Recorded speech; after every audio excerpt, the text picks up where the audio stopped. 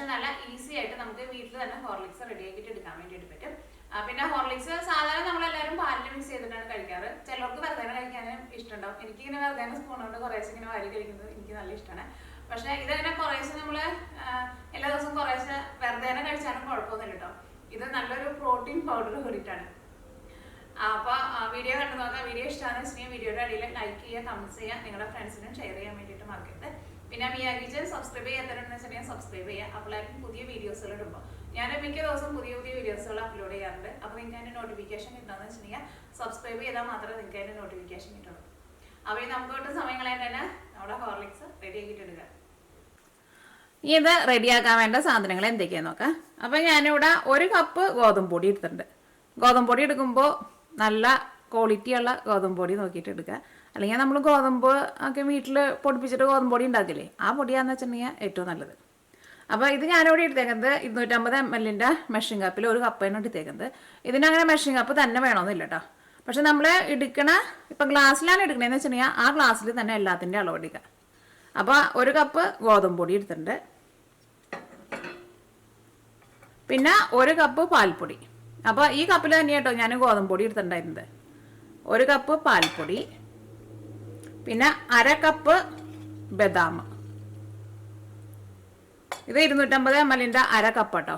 അപ്പോൾ നിങ്ങൾ ഗ്ലാസ്സിലാണ് എടുക്കുന്നതെന്ന് വെച്ചിട്ടുണ്ടെങ്കിൽ ഗ്ലാസ്സിൽ 1/2 ഗ്ലാസ് ബദാം എടുക്കുക. പിന്നെ ആ സെയിം ഗ്ലാസ്സിൽ തന്നെ 1/4 കപ്പ് കപ്പലണ്ടി. ഇത് കപ്പലണ്ടി ഇവിടെ വറുക്കാത്തതാണ്. അപ്പോൾ ഇത് വറുത്തിട്ട് ഇതിൻ്റെ തൊണ്ടൊന്ന് കളയണം. കപ്പലണ്ടിയുടെ തൊണ്ട് കളയണുള്ളൂ, ബദാമും വറുക്കണില്ല കേട്ടോ. ജസ്റ്റ് ഒന്ന് ചൂടാക്കണുള്ളൂ. ബദാമിൻ്റെ തൊണ്ട് കളയണ്ട കേട്ടോ. കാരണം ബദാമിൻ്റെ തൊണ്ടിലാണ് കൂടുതൽ നല്ല ഓയിലാക്കി ഇരിക്കുന്നതെന്ന് പറയുന്നത്. അപ്പോൾ അതിൻ്റെ തൊണ്ട് കളയണ്ട. പക്ഷേ പീനട്ടിൻ്റെ തൊണ്ട് കളഞ്ഞില്ല എന്ന് വെച്ചിട്ടുണ്ടെങ്കിൽ തൊണ്ട് ചിലപ്പോൾ ഇങ്ങനെ സെപ്പറേറ്റ് ആയിട്ട് കിടക്കും. അപ്പോൾ പീനട്ടിൻ്റെ തൊണ്ട് കളയുക. പിന്നെ വേണ്ടത് പഞ്ചസാരയാണ്. പഞ്ചസാര ഒന്ന് പൊടിച്ചിട്ട് എടുക്കുക. പഞ്ചസാരയും നമ്മൾ ഈ ഗോതമ്പൊടി എടുത്തേക്കണ സെയിം കപ്പിൽ തന്നെ 1/2 കപ്പ് പഞ്ചസാര എടുക്കുക. പഞ്ചസാര പൊടിച്ചിട്ട് ചേർക്കുക, പ്രത്യേകം ശ്രദ്ധിക്കുക. പിന്നെ വേണ്ടത് കൊക്കോ പൗഡറാണ്. കൊക്കോ പൗഡർ ഞാൻ ഇതിലേക്ക് 2 ടേബിൾ സ്പൂണാണ് ചേർക്കുന്നത്. അപ്പോൾ ഇത്രയ്ക്ക് സാധനങ്ങൾ മാത്രമേ നമുക്കിത് റെഡിയാക്കാൻ വേണ്ടിയിട്ട് ആവശ്യമുള്ളൂ. ഇനിയിപ്പോൾ നമുക്ക് ഏലക്കായയുടെ ടേസ്റ്റ് ഇഷ്ടമാണെന്ന് വെച്ചിട്ടുണ്ടെങ്കിൽ കുറച്ച് ഏലക്കായും കൂടിയിട്ട് പൊടിച്ചിട്ട് ചേർക്കാം. അപ്പോൾ ഞാൻ ഏലക്കായ ചേർക്കണില്ല. അപ്പോൾ നിങ്ങൾക്ക് വേണമെന്ന് വെച്ചിട്ടുണ്ടെങ്കിൽ അങ്ങനെ ഏലക്കായും ഇതെല്ലാം കൂടിയിട്ട് നമ്മൾ പൊടിച്ചിട്ട് എടുക്കും. അപ്പോൾ ഏലക്കായും പൊടിച്ചിട്ട് ചേർക്കാം. അപ്പോൾ ഫസ്റ്റ് എന്തെയ്യണമെന്ന് വെച്ചിട്ടുണ്ടെങ്കിൽ നമുക്ക് ഈ ഗോതമ്പ് പൊടി നന്നായിട്ടൊന്ന് വറുത്തിട്ട് എടുക്കണം. അപ്പോൾ ഗോതമ്പ് പൊടി വറുക്കാൻ വേണ്ടിയിട്ട് ഒരു പാൻ വെച്ചിട്ട് ചൂടാക്കുക. അപ്പോൾ നമ്മുടെ പാൻ നന്നായിട്ട് ചൂടായിട്ടുണ്ട്. ഇനി ഇതിലേക്ക് ഗോതമ്പ് പൊടി ചേർക്കുക.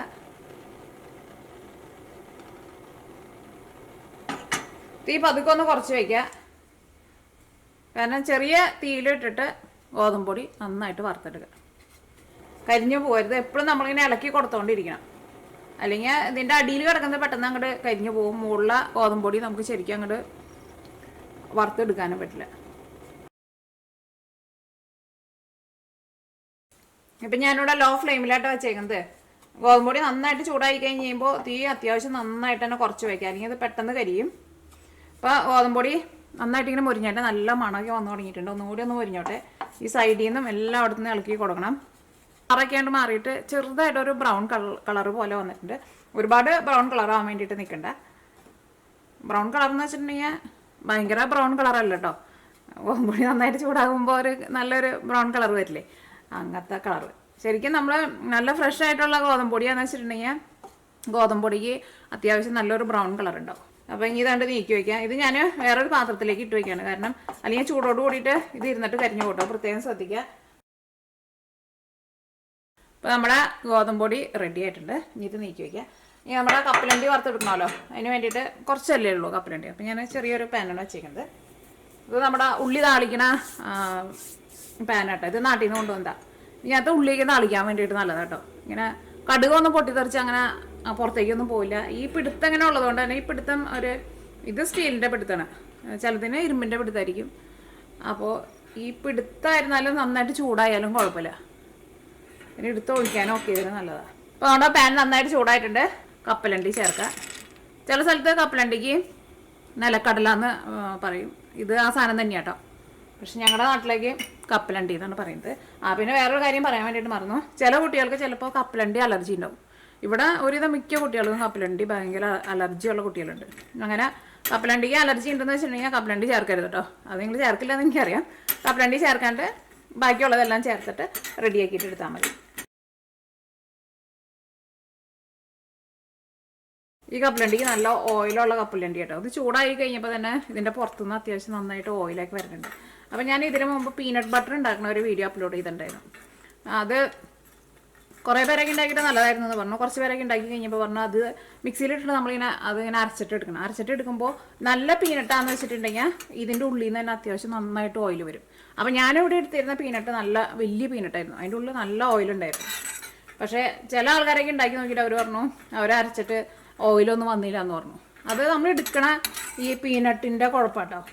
നല്ല ക്വാളിറ്റിയുള്ള പീനട്ടാന്ന് വെച്ചിട്ടുണ്ടെങ്കിൽ അതിൻ്റെ ഉള്ളിൽ തന്നെ അത്യാവശ്യം നന്നായിട്ട് തന്നെ ഓയിലുണ്ടാവും. അപ്പോൾ നമ്മുടെ കപ്പലണ്ടിയും നന്നായിട്ട് മൊരിഞ്ഞിട്ടുണ്ട്. ഇനി ഇത് നന്നായിട്ട് ചൂടാറണം കേട്ടോ. നന്നായിട്ട് ചൂടാറി കഴിഞ്ഞ് കഴിയുമ്പോൾ ഇതിൻ്റെ തൊണ്ട് കളയുക.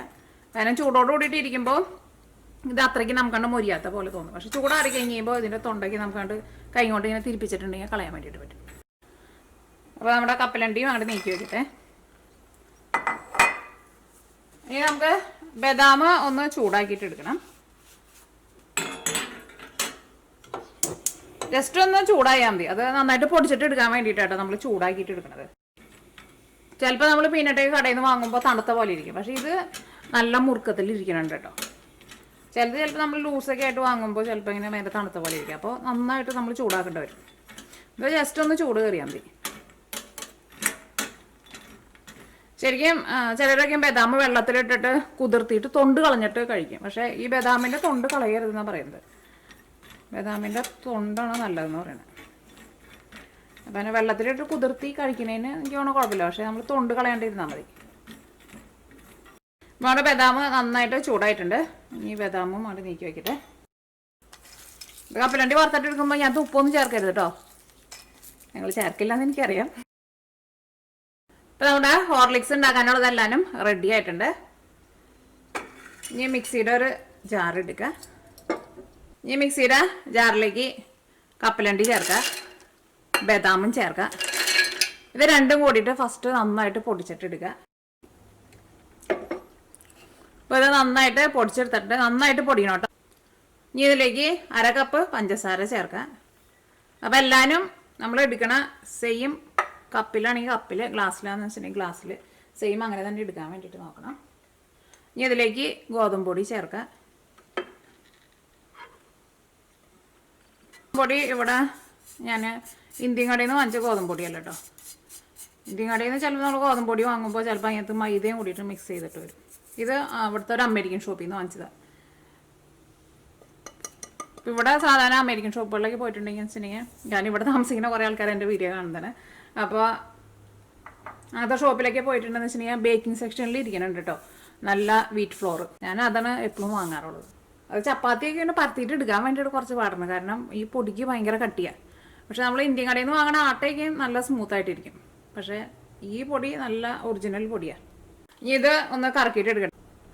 ഞാൻ അവിടെ കുറച്ച് വലിയൊരു ബൗൾ എടുത്തിട്ടുണ്ട്. കാരണം ഇതെല്ലാം കൂട്ടിയിട്ട് നമുക്ക് ഇനി അരിപ്പയിൽ ഇട്ടിട്ട് ഒന്ന് അരിച്ചിട്ട് എടുക്കാം. അപ്പോൾ തരിയൊക്കെ ഉണ്ടെന്ന് വെച്ചിട്ടുണ്ടെങ്കിൽ അതിനകത്ത് നമുക്ക് മാറ്റുകയും ചെയ്യാമല്ലോ. അപ്പോൾ ഫസ്റ്റ് നമ്മുടെ മിക്സിയിലിട്ടിട്ട് പൊടിച്ചെടുത്തൊക്കെ ചേർക്കാണ്.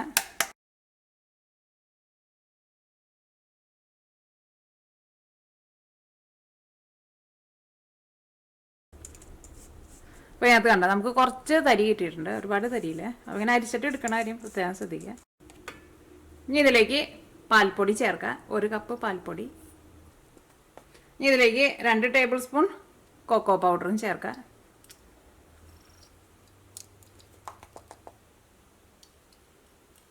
ഇതെല്ലാം കൂടിയിട്ട് മിക്സ് ചെയ്യുക.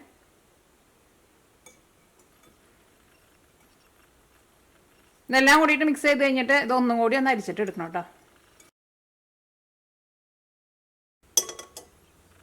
അപ്പോൾ ഇതെല്ലാം കൂടിയിട്ട് ഒന്നും കൂടി ഒന്ന് അരിച്ചിട്ട് എടുക്കുകയാണ്. നമ്മൾ എടുക്കണ പാത്രമായിരുന്നാലും അരിപ്പൊക്കെ ആയിരുന്നാലും ഒട്ടും വെള്ളം പാടില്ല കേട്ടോ. വെള്ളം ഉണ്ടെങ്കിൽ പെട്ടെന്ന് പൂപ്പൽ വരും. പൂപ്പൽ വന്നേക്കണ ഒരു സാധനം നമ്മൾ കഴിക്കാൻ വേണ്ടിയിട്ട് എടുക്കരുത്, ഭയങ്കര പോയ്സനാണ്.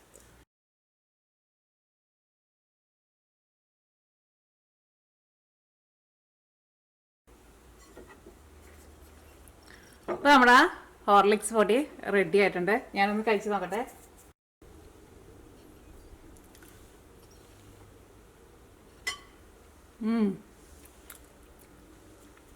നല്ല ടേസ്റ്റ് ഉണ്ട്. നല്ല മധുരമൊക്കെ ഉണ്ട്. വെറുതെ ഇങ്ങനെ കഴിക്കാനാണെങ്കിലും നല്ല ടേസ്റ്റ് ഉണ്ട്. ഇങ്ങനെയൊക്കെ ഉണ്ടാക്കി വെച്ചിട്ടുണ്ടെന്ന് വെച്ചിട്ടുണ്ടെങ്കിൽ പാലിൽ തന്നെ ഇട്ട് കുട്ടികൾക്ക് കൊടുക്കണമെന്നില്ല. ഇതിങ്ങനെ ഓരോ സ്പൂൺ എടുത്ത് കൊടുത്താലും കുഴപ്പമില്ല. നല്ല രസമുണ്ട്. രസമില്ലാണ്ടിരിക്കില്ലല്ലോ നമ്മൾ ഇതിലേക്ക് ചേർത്തേണ സാധനങ്ങളൊക്കെ അങ്ങനത്തെ സാധനങ്ങളാണല്ലോ. കുറച്ചുകൂടി കഴിച്ചോട്ടെ. ഇനി നമുക്ക് പാല് തിളപ്പിച്ചിട്ട് പാലിലിട്ട് നോക്കാം.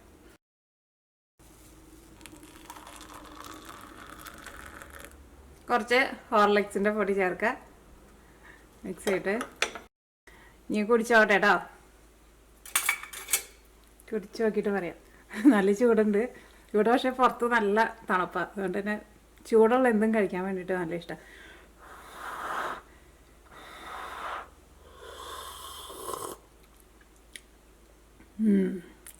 നല്ല ടേസ്റ്റ് ഉണ്ട്. ഇതിനകത്ത് നമ്മളിനി പഞ്ചസാര ഇട്ടില്ലെങ്കിലും കുഴപ്പമില്ല കേട്ടോ. അത്യാവശ്യം മധുരമുണ്ട്. പക്ഷേ നല്ല മധുരം വേണ്ടവർക്ക് കുറച്ചും കൂടി പഞ്ചസാര ചേർക്കേണ്ടി വരും. ശരിക്കും നമ്മൾ ആ കടയിൽ നിന്ന് വാങ്ങിച്ചിട്ട് ഹോർലിക്സ് മിക്സ് ചെയ്ത് കഴിക്കുന്ന സെയിം ടേസ്റ്റ് തന്നെയുണ്ട്.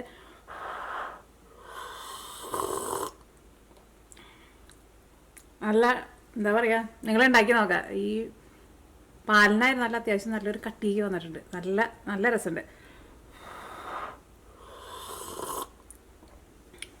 അപ്പോൾ നമ്മുടെ ഹോർലിക്സ് പാലും റെഡി ആയിട്ടുണ്ട്. അപ്പോൾ നിങ്ങളെല്ലാവരും ട്രൈ ചെയ്ത് നോക്കാം. ഉറപ്പായിട്ട് നിങ്ങൾക്ക് എല്ലാവർക്കും നല്ല ഇഷ്ടമാവും. പിന്നെ ഇത് ഞാനിപ്പോൾ ഇവിടെ ഉണ്ടാക്കിയപ്പോൾ കുറച്ച് ക്വാണ്ടിറ്റി കൂടുതലാണല്ലോ ഉണ്ടാക്കിയത്. അപ്പോൾ നിങ്ങൾ ഉണ്ടാക്കുമ്പോൾ ഇതിൻ്റെ പകുതി ക്വാണ്ടിറ്റി വെച്ചിട്ട് ഉണ്ടാക്കിയാലും മതി. കാരണം നാട്ടിലൊക്കെയാണെന്ന് വെച്ചിട്ടുണ്ടെങ്കിൽ ഇത് നമ്മൾ ഇതേപോലെ റെഡി ആക്കി കഴിഞ്ഞിട്ട് ഫ്രിഡ്ജിലെടുത്ത് വെച്ചിട്ടോ.